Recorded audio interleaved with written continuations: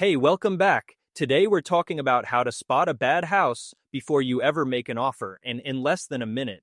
This can save you thousands in repairs and years of regret. Most people only see the problems after the deal closes, but you can avoid that with a simple, structured scan. After more than 12 years in real estate and property investing, I've learned that good deals are often found by walking away from the wrong ones fast. The most expensive mistakes are the quiet ones, the cracks you don't see, the systems you don't check, the details you assume someone else verified. In this guide, I'll walk you through exactly what I check. The same checklist I've used in the field for over a decade. This isn't about paranoia or perfection, it's about awareness. It's about reading a house the way experienced investors do, quickly, methodically, and with the kind of clarity that comes from seeing hundreds of properties over the years. Here's what I look for to spot a bad house in under a minute. Walk the perimeter. I always start outside. The exterior tells you more about the house than most people realize. Walk the full perimeter slowly, paying attention to every detail along the foundation line. Look for cracks along the base, shifting soil patterns, or spots where water pools after rain. These small details often signal drainage problems or foundational stress that will only get worse over time. If the soil around the base slopes toward the house instead of away from it, that's an immediate red flag for water intrusion. Water follows gravity, and if it's moving toward your foundation, it's finding a way inside. Professionals use simple tools like a marble or level to confirm if the ground is uneven. If you see horizontal cracks wider than a pencil, it's not cosmetic, it's structural. Foundation repair can cost anywhere from a few thousand to well over $20,000, depending on your region and the materials involved. According to national construction data, foundation work remains one of the top 5 most expensive home repairs, often requiring specialized engineering and months of disruption. Vertical cracks are usually less concerning, often just settling, but horizontal cracks indicate pressure from soil expansion or water damage that's pushing against the walls. That kind of pressure doesn't stop on its own. When you slow down to observe the outer frame, you're not just checking a house, you're reading its history. Soil erosion, uneven settling, and poor grading all leave visible evidence if you know where to look. Check the corners of the foundation especially. That's where stress concentrates and where cracks tend to start. Also look at how the gutters and downspouts are positioned. If they dump water right next to the foundation instead of directing it away, you're looking at years of poor maintenance decisions.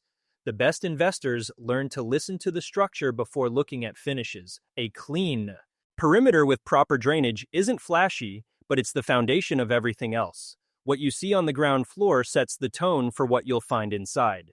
Check the roof line now. Take 3 steps back from the curb and look up. The roof line should be straight, even, and level from end to end.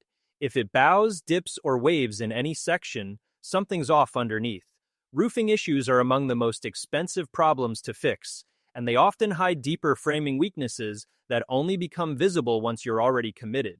A sagging roofline doesn't just mean you need new shingles, it means the structural support beneath those shingles has been compromised. A healthy roofline suggests the trusses and support beams are intact and properly aligned.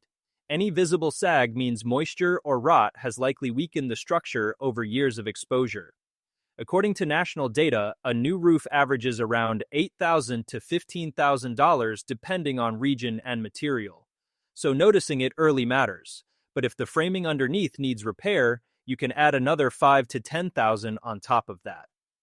Also check for mismatched shingles or recent patchwork, which can mean a history of leaks that were patched but never properly resolved. If one section looks newer than the rest, ask why. Was it storm damage? Was it a leak that went unnoticed for months? The answer matters. In real estate, a roof tells you 2 things: maintenance habits and honesty. A roof that's been ignored is rarely the only part of the house that's been neglected.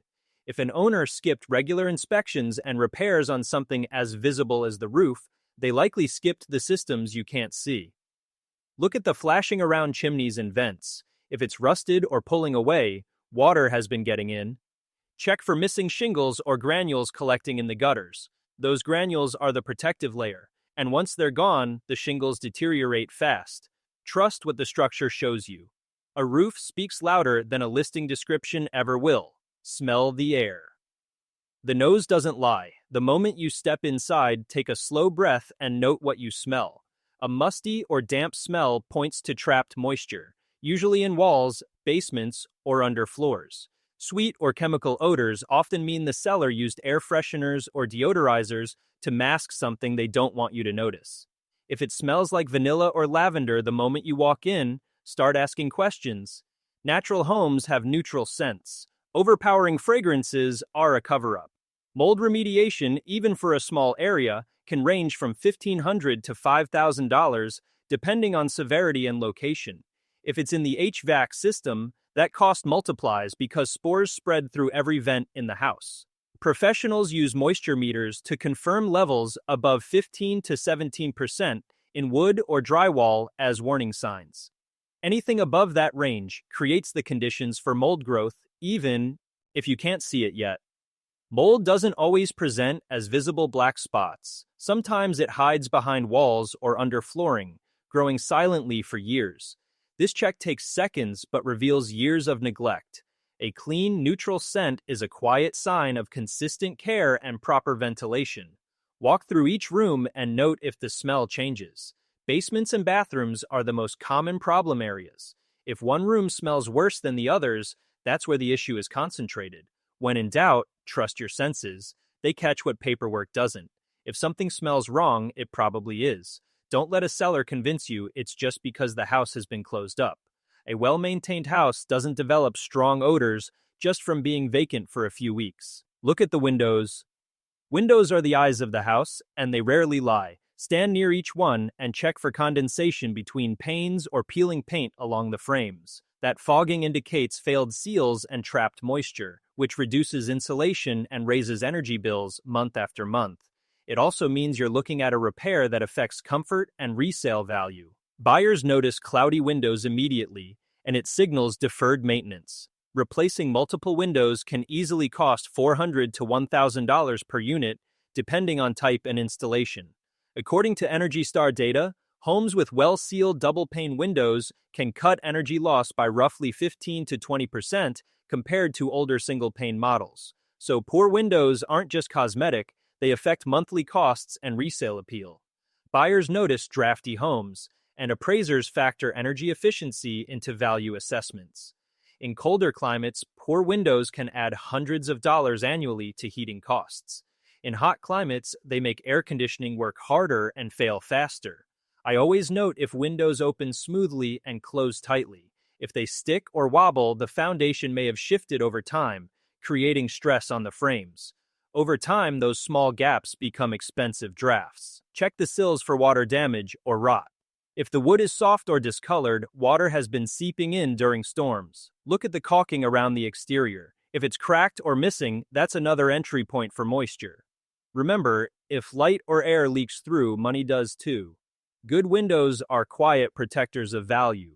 They're also one of the first things potential buyers inspect when they walk through, so damaged windows hurt negotiating power even if you plan to flip the property. Feel the floors walk slowly through the main rooms and hallways. The way a floor feels underfoot can tell you more than any inspection report headline. Soft spots in wood floors, uneven tiles, or subtle slopes may point to subfloor rot or weakened joists beneath the surface. These aren't cosmetic issues, they're structural warnings. A floor that gives under your weight is a floor that's failing. A bubble or rise. Under vinyl or laminate usually hides water damage that's been there long enough to warp the material. Replacing subfloors in just one room can range from $2,000 to $5,000 depending on access and materials. In older homes, uneven floors can be caused by natural settling over decades. But if doors don't close properly or furniture tilts noticeably, that's not settling, that's structural movement. Foundations shift, joists rot, and floors record every change. If you see cracks in tile grout or tiles that have popped up, that indicates movement below the surface. Experienced buyers know that floors record every leak and every shift over time. A stable floor means a stable house. Pay attention to transitions between rooms. If there's a noticeable height difference or a sudden dip, something beneath has failed. Walk near exterior walls especially. That's where water intrusion from outside often causes the most damage. Test the floor near bathrooms and kitchens. If there's been a slow leak from a toilet or dishwasher, the subfloor absorbs it over time and weakens. Always trust the way it feels beneath your feet. If it feels wrong, it is wrong. No amount of fresh paint or new carpet can hide a floor that's structurally compromised. Glance at the ceilings. Look up. Ceilings tell stories most people forget to read. Discoloration or light brown rings around fixtures or corners almost always indicate past water intrusion, even if they've been painted over to hide the damage. Fresh paint doesn't fix old problems, it just delays the conversation. A ceiling that's been recently painted in just one area, while the rest looks older, is a red flag worth investigating. Use a flashlight or your phone to catch light reflections. Uneven paint texture often hides old patchwork or rushed repairs. According to insurance data, water damage repairs average $3,000 to $7,000 depending on extent and location. If you spot multiple ceiling stains, that could point to roof or plumbing leaks traveling across beams and spreading through insulation. Water doesn't stay in one place, it migrates. It follows the path of least resistance, which means a leak in one corner can show up as a stain 10 feet away. Ceilings are one of those details people forget to inspect carefully. But in truth, they're like a timeline. Every stain marks a date something went wrong. The best investors read those clues before calling contractors. If the seller says it's an old leak that's been fixed, ask for proof. Receipts, permits, and contractor invoices all matter. Also, check for sagging or bowing in the ceiling itself. That indicates structural stress from above, possibly from a heavy HVAC unit in the attic or water-soaked insulation that's weighing down the drywall. Look at the corners where walls meet ceilings. Cracks or separation in those areas can signal foundation issues that are pulling the structure apart slowly. Don't just glance up, really look. The ceiling is often the first place water damage becomes visible, long before it reaches the walls or floors. Inspect the electrical. Outdated or mixed electrical work is a quiet but serious problem that most buyers overlook. Start by noting whether outlets are two-prong or three-prong. Two-prong means ungrounded wiring, which is no longer up to code in most regions. Also check for mismatched switch plates or exposed wires in basements or attics. Signs of DIY repairs done without permits or professional oversight. If you see extension cords being used as permanent solutions or power strips daisy-chained together, that's a sign the home doesn't have enough circuits to handle modern electrical demands. A full rewiring job can range from $8,000 to $15,000 depending on home size and local labor rates. According to the National Fire Protection Association, faulty wiring remains one of the top causes of residential fires. Even minor irregularities can mean overloaded circuits, outdated breaker panels, or aluminum wiring that's prone to overheating. These aren't just inconveniences, they're safety risks. Homes built between the 1960s and 70s often have aluminum wiring, which expands and contracts with temperature changes, eventually loosening connections and creating fire hazards. When I walk a property, I also check the main panel. If it's over 30 years old or labeled with brands known for recalls like Federal Pacific or Zinsco, it's a clear walk-away sign unless you've budgeted for full replacement. Open the panel cover if allowed and look for rust, corrosion, or burn marks. Those indicate moisture intrusion or overheating. Count the circuits. A modern home typically needs at least 100 to 200 amps of service. If the panel is only 60 amps, you'll need an upgrade before you can run modern appliances safely. Electrical systems are the quiet backbone of a safe house. Skipping this check can turn a deal into a liability overnight. Insurance companies also care about this. Some won't even insure homes with certain types of outdated wiring without proof of a full upgrade. Check the HVAC age. Heating and cooling systems quietly reveal how well a property has been maintained over the years. Find the serial number sticker on the unit. Most include the manufacturing year embedded in the code. Anything older than 15 years is considered near end of life by industry standards, regardless of how well it's running today.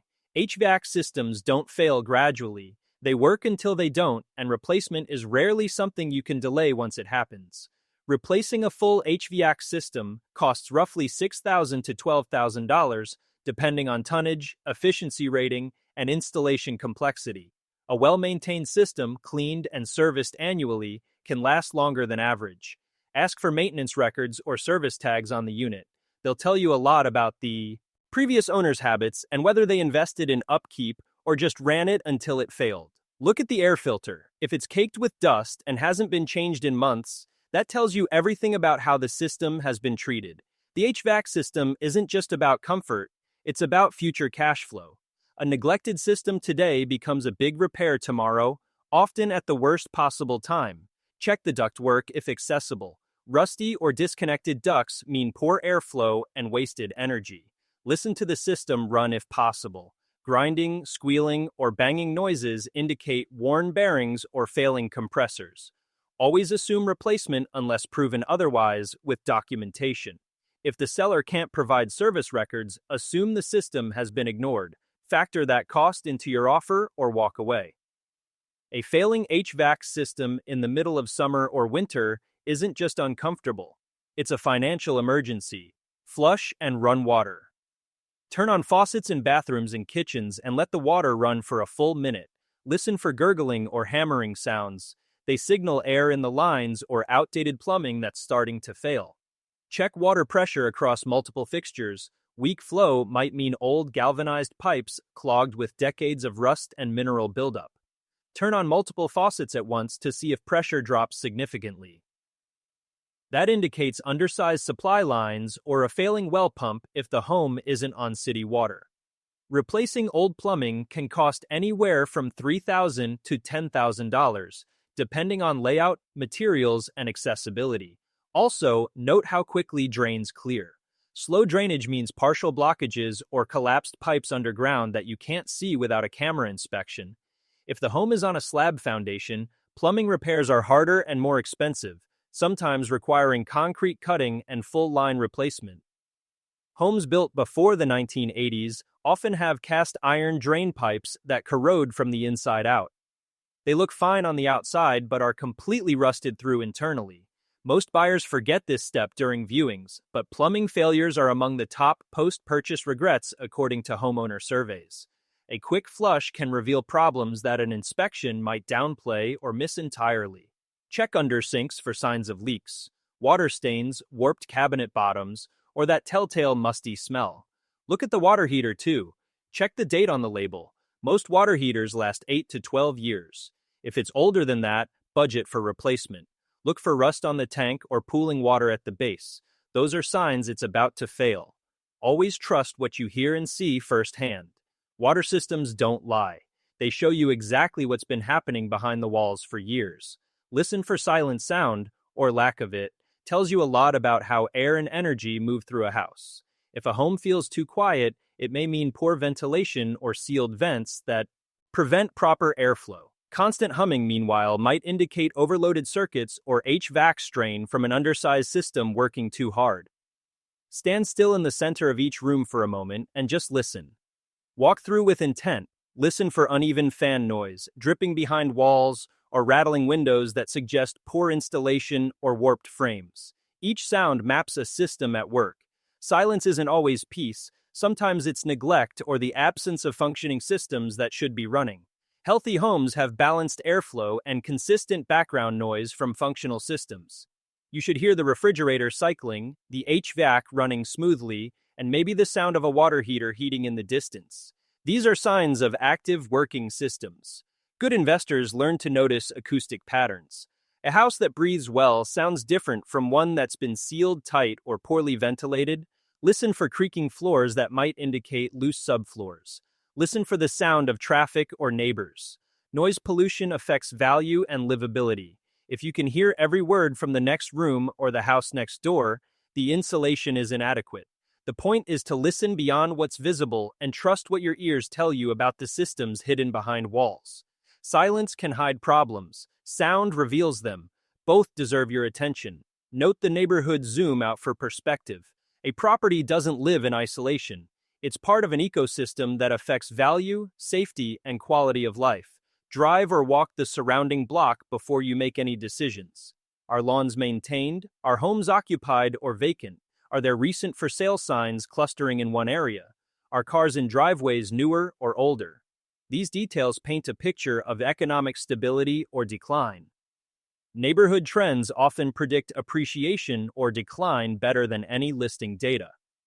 According to federal housing data, homes in well-maintained neighborhoods appreciate roughly 5 to 10% faster than similar homes in declining areas. Pay attention to noise levels, nearby construction, and school district ratings if applicable. Even if you're not buying for schools, future buyers will be. Check crime statistics online before you visit. Look for nearby amenities like parks, shopping, and public transit. These factors drive demand. The property might be perfect, but if the surroundings are unstable, value will follow the trend, not the structure. A good house in a bad location is still a bad investment. Drive through at different times of day if possible. A quiet street at noon might be a nightmare at rush hour. Check for commercial development nearby. A new shopping center can boost value, but an industrial facility can kill it.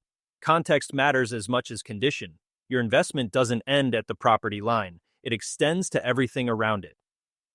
Trust first impressions. Finally, trust your instincts, but anchor them in evidence. If something feels off, the lighting, the smell, the way air moves through the rooms, pause. Experienced investors know that intuition often draws from subtle cues the mind processes before logic catches up. Your brain notices patterns even when you can't articulate them yet. That uneasy feeling isn't random. It's your subconscious telling you something doesn't add up. Still, validate that feeling. Cross-check with data, inspection reports, neighborhood sales, repair histories, and permit records. More often than not, your first impression turns out right. In 12 years of buying properties, my worst deals came from ignoring that first moment of hesitation. The deals I walked away from based on instinct almost always revealed serious problems later when someone else bought them. I've watched investors talk themselves into bad properties because the numbers looked good on paper, ignoring the gut feeling that something was wrong. Good investing isn't just numbers, it's awareness. You're buying a system of moving parts, and the best investors read all the signals before acting. Trust the process, but trust yourself too. If you feel rushed or pressured, slow down. Good deals don't require urgency, bad deals do. Take your time. Walk through twice if needed. Bring someone with you for a second opinion. The goal is clarity, not speed. Reflective insight and takeaway. This 1-minute scan won't replace a professional inspection, but it gives you control early in the process. Most bad deals can be avoided in the first 60 seconds if you know what to look for. The goal isn't to find perfection, it's to identify risk before it finds you. Every house has issues. The question is whether those issues are manageable or deal-breaking. A house with cosmetic problems and solid bones is a good candidate. A house with structural problems and fresh paint is a trap. Good investors think in systems. Every crack, sound, or smell is a clue in a larger pattern. When you slow down and verify each layer, risk becomes measurable, not mysterious. You stop reacting emotionally to finishes and start evaluating structure. That shift in perspective is what separates amateurs from professionals. It's what allows you to walk away from 90 properties to find the one that's actually worth your time and money. The checklist I've shared isn't just about avoiding bad houses. It's about building the discipline to see clearly. Most people buy emotionally and justify logically. Successful investors do the opposite. They analyze logically first, and only then do they allow themselves to feel excited about a property. That order matters. Once you fall in love with a house, you start rationalizing problems instead of confronting them. This checklist keeps you grounded, it keeps you honest, it saves you from yourself. The strongest portfolios aren't built in excitement, they're built in confirmation. Every number, every note, every quiet observation is a piece of a longer story.